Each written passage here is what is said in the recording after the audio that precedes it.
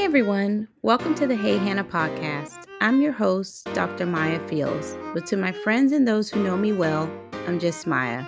I'm a higher education administrator, a mother, and a wife of 14 amazing years. But above all, I'm a Christ follower. This podcast is a special platform created to honor the memory of my beloved daughter, Hannah. It's here that I have the chance to have the conversations that I never got to have with her, to share the wisdom and love I wish I could have passed on. It's a reminder to cherish the precious moments we're given and a testament to the power of healing, hope, and personal growth. If you're someone who's seeking personal growth, inspiration, and practical advice to build a solid foundation for a successful and fulfilling life, this is a place for you. Join me as we honor Hannah's memory together. Laugh, cry, and learn. Get ready for a podcast that is so much more than you could ever imagine. The Hey Hannah podcast. Healing hearts, one conversation at a time. Hey everyone, welcome back to another episode of the Hey Hannah podcast. I'm your host, Dr. Maya, and today we have a truly special guest joining us. She's a Grammy-nominated gospel artist, a talented songwriter, and a passionate advocate for mental health. You may know her from her hit songs like Beautiful Day and Hold Me. Beyond her music, though, she's an inspiring voice for faith, encouragement, and self-improvement. And she uses her platform to educate and uplift others.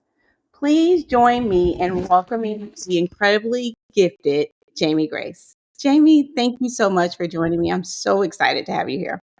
Thank you. I think that might be the first time that an educator has written my bio. And I was like, some of the words you added in there, like I sound very intelligent. Actually, yes, I am.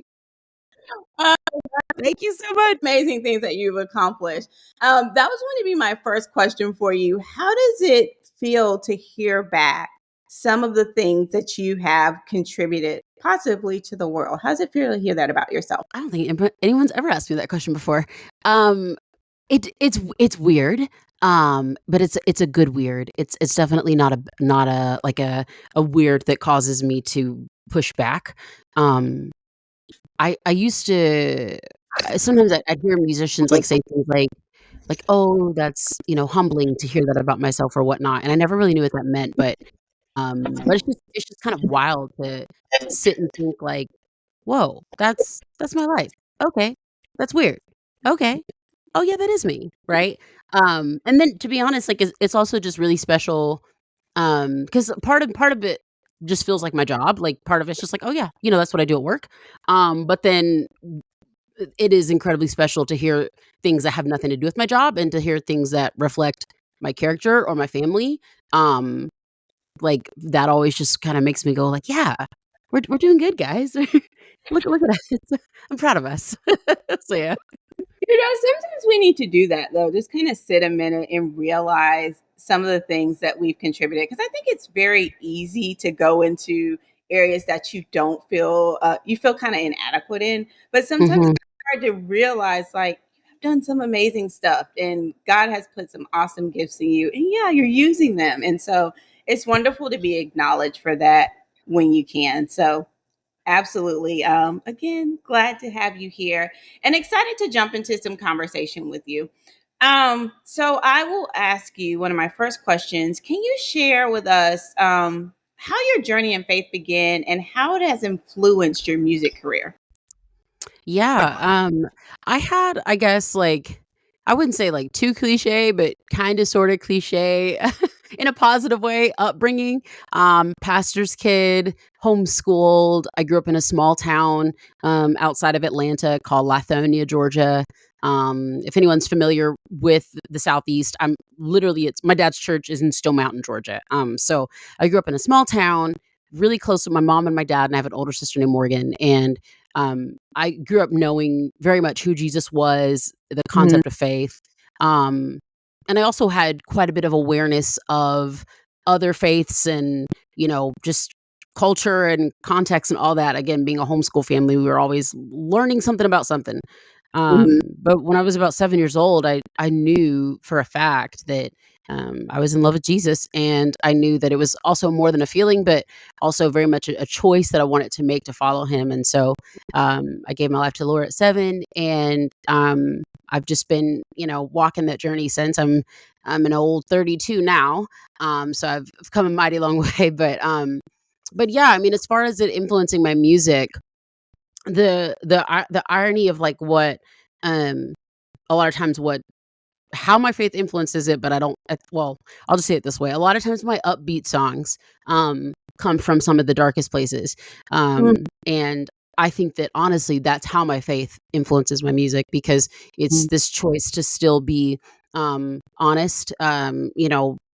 That's one of my favorite things about some of the things that Jesus says in the Bible. They're so incredibly honest and blunt and sometimes sad, of just, him telling these stories and him saying very real things. And even when he was on the cross, like saying some pretty dark stuff while he was up there, and just saying some really honest things. But ultimately, the life of the Christian walk as a whole, and just Christianity, is such a beautiful thing, and it's such a bright thing, and it's such a exciting situation that God loves us so, so, so much.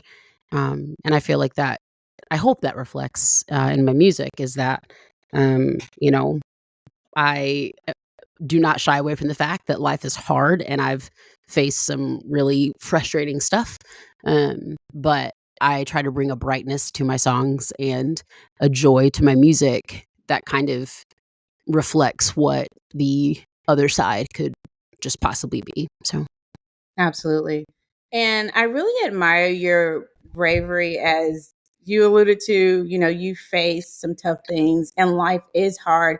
And it's important, I feel like, especially as Christians, that we talk about and say those things, because there's kind of this um unfair perception that as Christians, like once you follow the Lord, nothing else, is going on. It's just sunshine and rainbows all the time. And yeah, unfortunately, what it does is it gives it new believers, especially when they run into one hard thing, then they feel, well, something must not be right. And so right, as we are brave enough to talk about, some of the hard things that have happened, even still as we are walking with the Lord, it lets them know, like, you're still walking with Jesus, but we live in a right. broken world. It was never meant to be this way, but realistically, it's what it is. So I really admire your bravery in being so Mhm. open, especially with some of the things in your life. You've been very open about your struggles with anxiety. How have you managed to just stay positive and encouraged anytime you're facing challenges? Yeah. Um, you know, one, I appreciate you saying that. I really do. I can definitely say that as far as positivity goes, like there's a lot of it that's natural to me. Mhm. And not and I don't mean that in a boastful way, because sometimes I get on my own nerves. But like I I will naturally get very emotional about things in a good way. Like we're my husband and I, we were just watching the Olympics opening ceremony, and we're watching the Olympians on the boats, and they're like in Paris and they're waving and stuff, and I just get so excited, like, just, like, envisioning, like you see, like, a country like Ghana, and Yeah. there were not a ton of athletes, but the ones that were there were so happy and so full of joy, and now I'm over here thinking about their childhood and, like, all the things they probably, like, they never imagined they could be here, and then I'm like, "Oh my gosh," like, I wonder if someone has sent them, like, a DM on Instagram today, because these aren't, like, the celebrity ones. These are, like, athletes that maybe don't get enough attention, so let me make sure I, like, find them on IG and just say, "Hey, I saw you. I'm proud of you. You were smiling." Like, I wonder if their parents are there. Oh my gosh. Like, and I just, like, I get excited, but again, I annoy myself because I'm like, Jamie, you're doing too much. These random, like, people do not want to hear your 4-hour speech about how you saw them wave on a boat. Like, this, it's a lot. So I will say a lot of it just comes from me being a very emotional person, because when I do get excited about things, when I do see joy, when I do see anything that could be positive, because I'm so sensitive and emotional, I'm all the way in.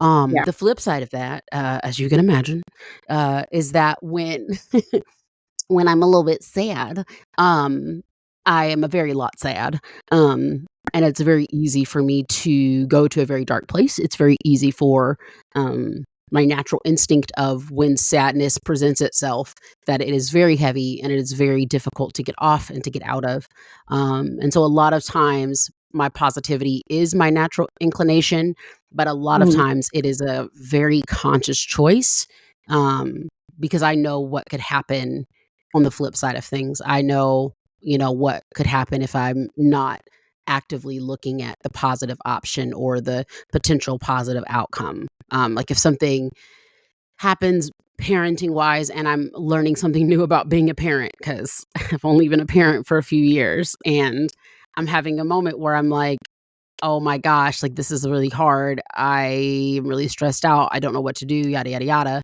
Yeah.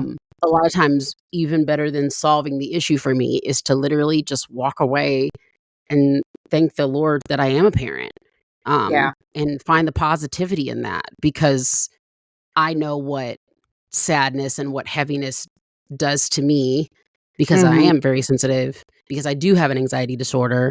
Some of the stuff I is just literally a part of my makeup. So a lot of times for me, it's choosing to find where I can be grateful and where I can be positive so that things don't go too south too fast. You said so many, like, you dropped so many gems in there.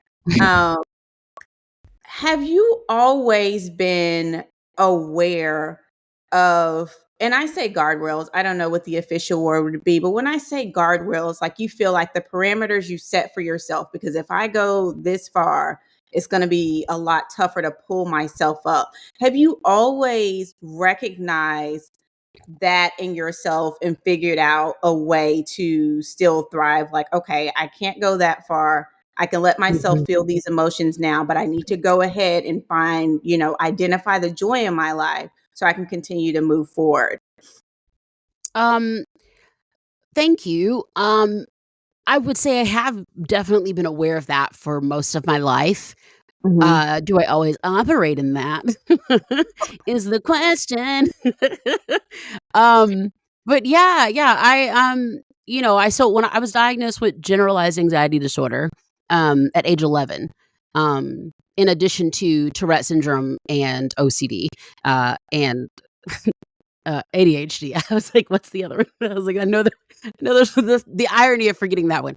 And so, uh, not to just, like, go there, but, man, I spent, like, a solid, ages 9 to 12, um, I was so sick. My physical tics, Tourette syndrome is a movement disorder. It's Mhm. neurobiological, which means I do not always have control over my movements because I have something called tics that I can't control, and so, that can be verbal or physical. And I spent ages 9 to 12 with such severe tics that sometimes the only way to get through the day was to be so heavily medicated that I couldn't Mhm. even really process information or get out of bed or, really eat. I didn't know that it wasn't, like, super normal for, like, I mean, I knew that I was a sick kid, yeah, but, like, um, a lot of I would we were going to, like, the fire department, like, once a week-ish just to get, like, my blood pressure checked, or, like, I was quite often fainting and things like that, and just the severity of my neurodivergence and my neurological issues, um, combined with the lack of resources to that kind of thing, and, a lot of the experimental medication, um, those, like, 3 years of my life were horrible, Yeah. um, and I was quite isolated, mostly just spending time with my family, not a ton of friends, lost some friends because some people thought it was, like, contagious and they didn't want their kids to get it, and some people thought that my parents were, like, fake pastors because why is their daughter not healed and all this stuff, you know what I mean? So it just was, like, just garbage and all that stuff, and so all that to say,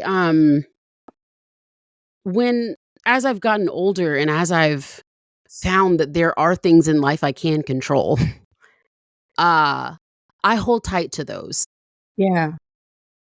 because sickness is not something that I can control. It's something that I can manage. I can stay away from all the gluten and caffeine in the world, Yeah. but the world is still broken and I am still sick. Yeah. And so dealing with that has really put me kind of in an overdrive of what I can control. Yeah. Um and also getting a good village around me that has an awareness of what I'm trying to accomplish every day, if that makes sense.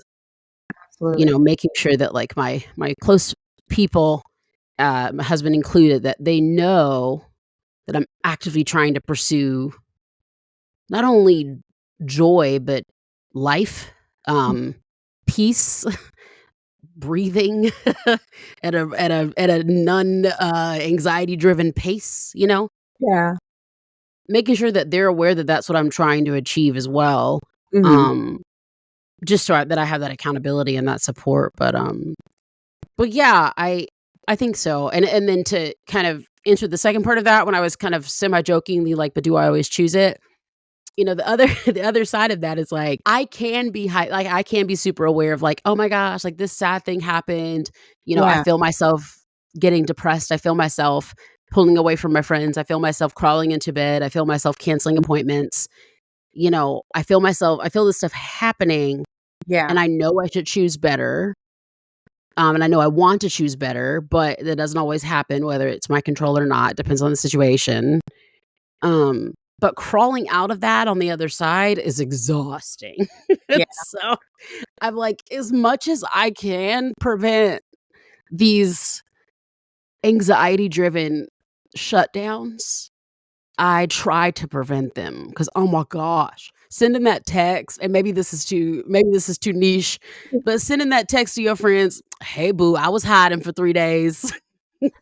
I got sad about America again.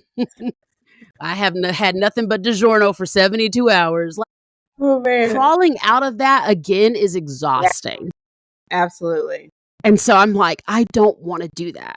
Even though sometimes that happens, I don't wanna do that. So, a lot of it is just like "Yo, you've been here before, Jamie. You know how to not do this. Go look at the sky. Go put your feet in the grass. Don't do it, girl. Don't do it." So, yeah. I love that in your brain, even though like emotionally there's a lot going on, but you are still able to rationalize what's the logical next thing to do. I love that. And it seems like it's been very helpful for you.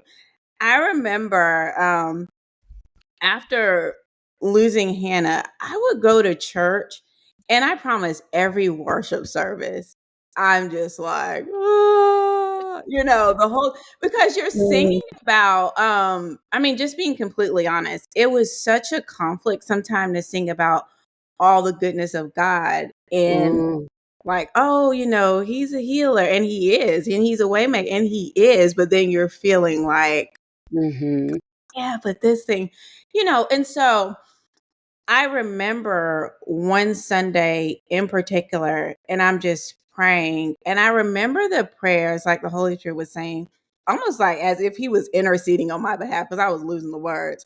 Like, Lord, hold my heart until my head catches up. 'Cause I feel oof, like so good. sometimes the emotions were just so heavy, but I love that you Mhm, can go directly to the logical side, even in the midst mm, of the heavy emotions, and be like, "Let me mm, still just, let me think logically through this." So, that's amazing mm, that you have that trait to be able to still help you, navigate all the emotions of life, you know? mm, yeah.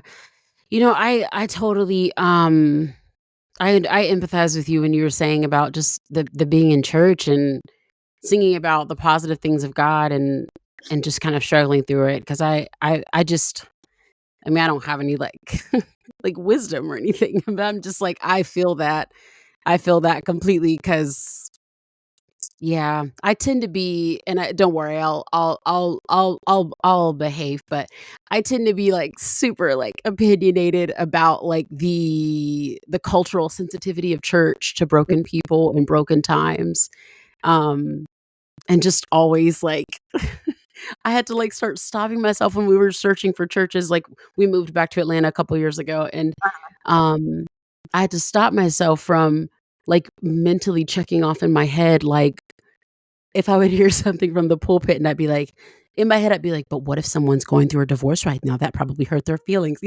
Just constantly, like, I just get so again, I'm very emotional. I have to, like, make sure I, like, clock all those vitamins in the morning, my lord. But I'm, like, just always making sure, like, was that emotionally sensitive? Did that hurt somebody's feelings? And I know that it is a hot topic phrase these days to be like, "Oh, like, don't get offended," especially as Christians and stuff like that. And I hear that, and I'm not invalidating that. Um, but I do also think that there is a very special intention that we should have, Mhm. especially as church leaders, to people that are dealing with brokenness, and broken seasons. And I do think a lot of churches do it very well. I wanna make sure I say that as well, um but yeah, I'm always mindful of that. I'm, like, always, like, looking around the room at church, like, "You need a hug?" Have one for you. Like like, "Yeah, everybody good? You need to go lunch? What you need? You need me to get him?" Yeah, I gotta stay home because I just be I can't go out much. I get into people's business too much. I'm sure it's a welcome intrusion because a lot of times people, especially in the busyness of today's world, like we're all so booked and busy, as everyone says. A lot of times people just want to feel seen. So I'm Yeah, sure you doing that is a welcome addition because you can just walk right past, and sometimes people don't even realize that people have made their presence known, and we're just so wrapped up in our own stuff. So it's good that you take mm, the time to acknowledge others and see them. We don't always do that mhm. all the time. So just taking a little bit of a shift, you've spoken about the importance of continuous learning and personal development. Can you share some ways that you incorporate this into your daily life? And if you have any resources that you found really helpful just to help you continue to grow personally and in your faith?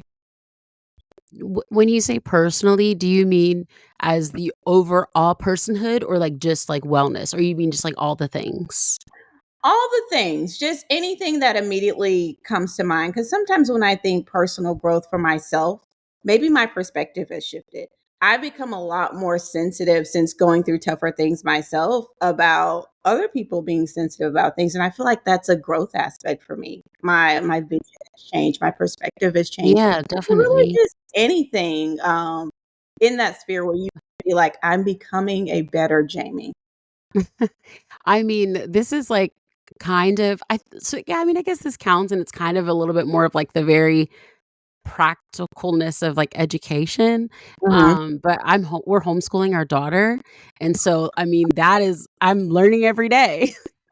So, uh, that's the first thing that I thought of because I have don't worry, again, I'll be regular. I will not explain my opinions, but I do have opinions about, like, the country that I live in and, like, people that sit in certain offices, I definitely have opinions, as I believe we all should as adults. And so my daughter our daughter the other day, there was some big news that dropped in the presidential campaign or situation. And my husband and I both made very out loud expressions about what was happening and nothing bad, but we were just like, oh my goodness, like this is crazy. And then my mom comes back later that evening. Our daughter spent the rest of the evening with my parents, and my mom comes back and goes, "Bella told me you're so stressed out about the presidential election." And I was like, when she picked up on that, like, uh-oh. And so yeah, so she's been asking me, like, or Isabella's been asking me about the presidential election, and she asked me a question about the candidate that I do prefer, um, and I told her that, like, why I thought I liked this candidate, and I kept it pretty vague because, again, she's 5, um, and then she looked at the other candidate, and using her reasoning, she Mhm, said, "Oh, so this one's not smart, and this one's bad," using the reasoning of I used for the other one, mhm. uh, and honestly was convicting Yeah. because, one, no matter what opinions I have, I wanna make sure that she doesn't learn, my opinions before she knows factual information, because my opinions are rooted in research or whatever, and my humanness. All that to say, I ended up watching a kids hip hop presidents video with her that she was very fascinated in, Huh. and it was really good, and like I said, it was really convicting, um because there was honestly some stuff about US history that I had forgotten, and it was just really good to watch it with her and answer her questions, talk through what it means to be a president, and not just, "Well, this is what I want, this is what I think, this is where we need to go." It was very fascinating. I've always heard, you learn so much about your kids, especially as a homeschool parent, if you're helping with homework or whatnot, you learn so much that you forgot you knew, or you learn it again. But that was definitely something that I was not expecting because it's so present for us as adults Yeah.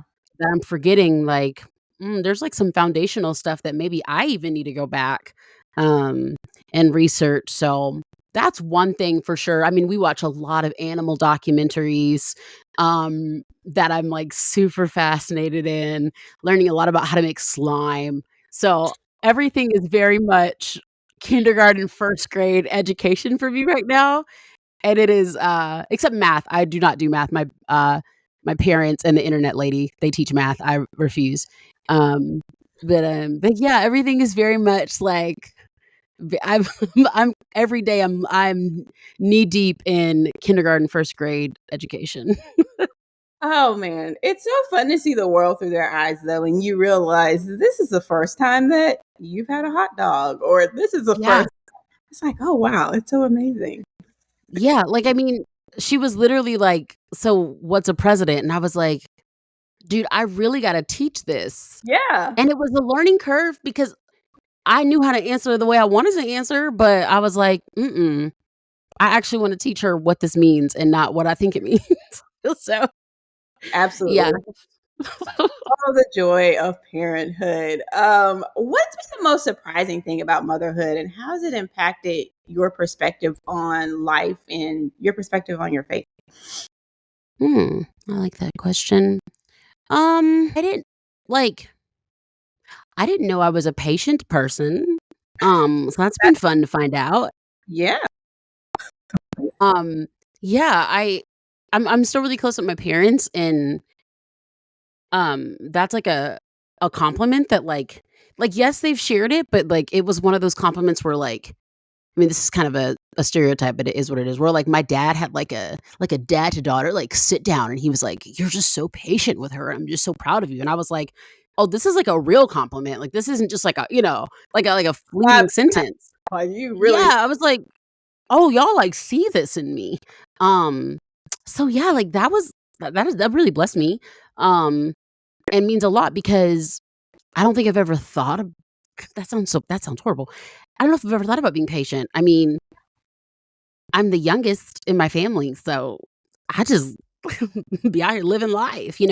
Um, I started working the job as Jamie Grace, as an artist at 17, and so most of my life has just been kind of what I wanted to do, and so, um, it takes a lot of patience to be a parent, as I'm sure other parents know, um, and that's just something that has blown my mind, but I also think something that on the flip side of that, maybe it's tested my patience, I'm not sure, but on the flip side of that, like, I didn't realize how early on you develop, like, opinions and, like, uh, what's the word I'm looking for? Like, not preferences, there we go. Mhm. Um, that has really been hard, and it's really, like, taking me by surprise, Uh, like, my husband and I, we move in a pretty, decent rhythm, like, we are very similar people, and, like, I'll say, like, "Okay, this is for dinner," and then there's, like, a 3rd voice in the house that's like, "Oh, I don't want that," and I'm just like, The patience kicking in at that point. "Yeah." Yeah. I think maybe I'm good at expressing patience, but in my head, because 'cause I'm Oh, we just like, that. That I'm it's like every day I'm surprised that she has an opinion. And it's not even like she's being rude or petty. Like Yeah. sometimes she's just like she'll taste something, I did not like that taste. Like, well, it took me 300 hours. I don't understand. Like, I don't get it. Like, the you have to like cut stuff a certain way. I mean, your kiddos are about the same age. I don't know if they're grown out of that, or maybe you're just a better parent than I am. But it's like if I'm getting her like an applesauce out of the fridge and I accidentally open it, oh my gosh, like when we're getting in the car, like she wants to do her seatbelt because she's like, I can do it. And then it takes us 6 more weeks to get there because she's still sitting there trying to do her seatbelt. So just like the personhood of her being a person, Yeah. her being a person is wild. I'm like, no, you are, I feel like an old Black mother. You my child. You just want to pack them up and go. Like, I need you to do this at the moment. But I get Yeah. it. But like she has, and I want to, I want to be clear. She's a very like respectful, awesome kiddo, Yeah. but she just has opinions and perspectives and preferences. And I was not prepared for that. That is a daily shock when she says that she wants something or doesn't wanna do something, or like now she like she doesn't wanna sleep in her bed, Yeah. and it's like a thing, and so she'll just like wake up at 4 a.m. and come in our bed, and like I get it, we have like a whole conversation about it, but I thought that if I'd be having these conversations, I thought she would be crying like, "Oh, I'm just a baby." But she's sitting there leveling with us, like trying to negotiate. She sounds like a person. She's like, actually, I just would rather wake up in your bed because I don't know. I'm very overwhelmed by that." You say she does have a point, Uh, I'm like, I need her to be a baby. I know you miss them, and just they grow up so quickly, and you miss that little stage, and when they're just doing the little laugh and the little occasional cry, but they grow into their own people. So, Yeah. but it sounds like she's an amazing kid, and it sounds like you had really great examples in your parents. So I'm sure she is going to turn out great, especially with that patience. That's one of the most helpful aspects of being a parent is being patient, so you can help them to grow into the people that they're called to be. Because Yeah. that's a daily walk. That's just a ministry in itself, parenting. Um, Mhm. Yeah. My goodness. as we come to an end. Our time went by so fast. I feel like I have a million more questions that I still want to ask you. You can ask me and I can answer shorter. Well, we can't keep you here forever. Otherwise, you'd just be a permanent resident of the podcast. And I'm pretty sure you have other amazing things to do. Oh no, I do want to squeeze this in really quickly before we get to Yeah, our wrap. I have a little extra time too for real.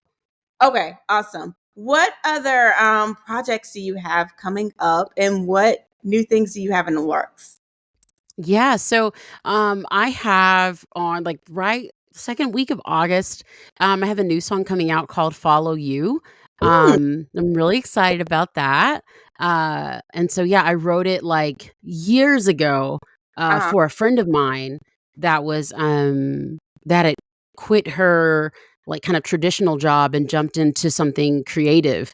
uh-huh. Not really sure how it was going to work out and just fully trusting God. And um I mean, here she is, however many years later, and still runs a media company, and doesn't always work out that way, but but I was so proud of her then. I'm so proud of her now, and that song it's called "Follow You." It's very much about trusting God when you have no idea what's going on, Mhm. um, and it is really blessed. Her story really blessed me, so I'm just excited to share that song. Um, and then if it's okay that I share this, had not really planned on talking about the song yet, but um, I had a song that I was planning on releasing in October. Mhm. Um, it's called "The Dance," and I wrote it for a friend of mine whose baby girl passed away. And the first line of the song is she would have been 4 years old, and it's just talking about all the things that they imagined living life with her and all the things that they hoped for and prayed for. And so that one's called "The Dance," and it's not finished yet, and it's been on my heart to release it for a while, and I've just been like trying to figure out the logistics. I'm my own producer, so a lot of it is the logistics because I also produce for a lot of other young artists, kind of the next generation, which is really cool to get to do that. But yeah, I was just finalizing stuff this week to get that one done.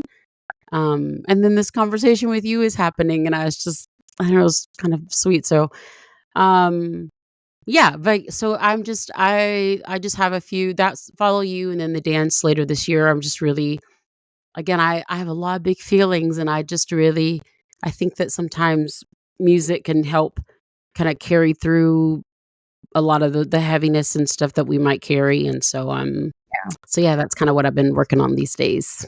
That is really beautiful. I'm excited to hear both of those songs. Do you feel like the songwriting process comes really easy for you, or do you feel like that's one that you find tricky to navigate sometimes? Yeah. It depends. I definitely producing music has really helped. Mhm. Because sometimes there's so many different layers to it. Like there's the words, there's the melody, there's the structure, and then there's the music production, the instrumentation, there's all of those things. And so getting to be involved in all those things, even though I'm definitely, I'm not like the best of the best at all those things because no one is, but like getting to be involved in all those things has helped so much because if I'm feeling like there's no way I can write words, and I kind of know where my brain is at, I'll be like, oh, there's no way I can write words until like March. Like I'll just write piano parts till March. Like there's no way. And then I'll just pause on words for a long time, pull something out the vault and just work on piano stuff, Yeah. right? Um so it's easy by way of delegating which parts of my brain are active at the time. Uh-huh. That sounds either very intellectual or like a little bit like she needs help. Not sure. You know yourself. That sounds like you're a person who knows yourself and you're very sure in your ability at the time. So it helps you to be more effective. We'll go with that. Listen, let's just say don't be sad, but let's just say when you grow up with like not a lot of friends, you spend so much time with yourself that you're like, "Oh, I know what she's going to do next." So, that's where that's from. Probably. I love your positive spin. I absolutely love it. It has been amazing getting a chance to chat with you. We end every episode of our podcast with the same question. So I am definitely excited to hear from you. What's the best piece of advice you've ever received? Or what is one piece of advice that you would give to someone that you deeply care about? Um, I love Broadway, and I saw my husband and I, we love the Tony Awards, and we Uh-huh. were watching it in like what 2021 or 22, something like that. Um, and someone, no idea who, but she won an award. I bet she's delightful. She won an award, and she gets up there and she says something to the effect of like, keep make to the kid that wants to give up, keep making your weird music or something like that. And then my sister, like a few weeks after that, she like got this binder in my studio and she wrote "Keep Jamie Weird" on it. And that has just been like, I see that binder still like every day in the studio, and that's just been like a huge part of my brain. I know some people feel weird about the word weird, but for me, like a lot of the eclectic parts of who I am, if you will, that's what I consider as weird. And I think in different ways we all have that stuff that makes us weird. Like like again, like I'm a very self-aware person. Okay, yeah, it came from not having friends, you know what I mean? So it's like all of the stuff that we see as a negative, all the stuff that's disappointing, in some way we can use it to be creative, and we can use it to express ourselves, and we can use it to push us forward. And so that's just, whatever your name is, keep you weird, stay weird. Whatever the stuff is that people think is like, oh, you don't fit in. Yeah, okay, you don't. So use that. And use that to create something awesome. What a great piece of advice. It's a lot of times I think we try to shy away or run from our otherness, but that's what makes Mhm. you uniquely who you are. I heard one time everybody's Right. an original, but most of us die a copy. you are not supposed Mm, to be the same thing as everyone else. So definitely leaning into that is something I think we all need to strive for just as we continue to move forward through life. Jamie, how can people follow you and keep up with your projects and make sure that we hear your new songs that are releasing social yes. best way or Yes, yes, and, I'm a cool mom, so I'm on all the socials, except Snapchat because I don't know how to work it. So, yeah, if you just type in Jamie Grace, like, on Instagram is the easiest way to get a hold of me, and also I always, post on my stories and stuff there, but Facebook, YouTube, Twitter, sometimes TikTok. And then if you really just want to go old school, jamiegrace.com, and it'll like do the pop up and be like, "Do you want to be on the mailing list?" And then if you say no, then give it like 5 minutes. Are you sure you don't want to be on our mailing list? You know what I mean? Like, so if you want to go old school, you can go to my website, but Instagram's the best. Gotcha. That is awesome. Jamie, again, thank you so much. It has been absolutely an honor having you here. We appreciate that you have now joined Hannah's Hive. Hannah's Hive, it is always a blessing just to have y'all continue to listen and let me bring forward my many thoughts and opinions all the time. And then this amazing interview with Jamie Grace. So thank you all for tuning in. Jamie, again, thank you so much for being here. And until next time, everybody, take care. And that's it. I'm out of here.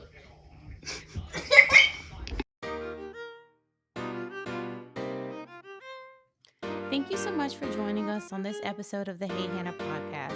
We hope that you found inspiration, insight, and encouragement in our conversation today. If you enjoyed this episode and want to stay connected with us, be sure to like, subscribe, and review the Hey Hannah podcast. Your feedback helps us reach more people and spread our message of love and wisdom. You can also follow us on social media at Hey Hannah Podcast. Find us on Facebook, Instagram, and TikTok to stay updated on all the latest episodes, behind-the-scenes exclusives, and engaging content.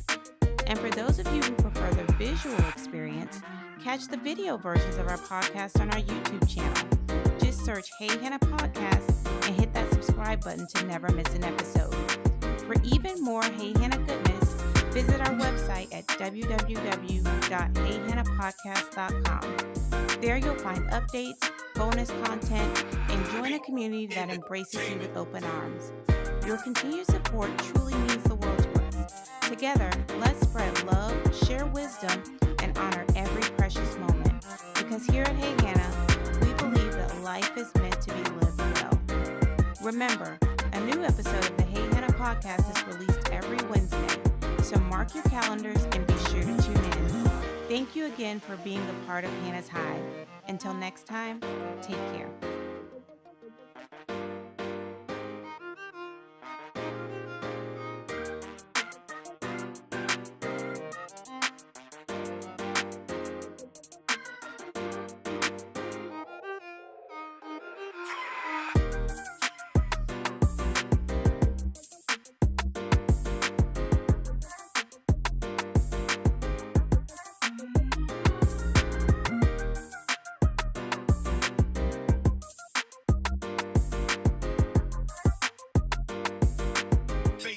Entertainment.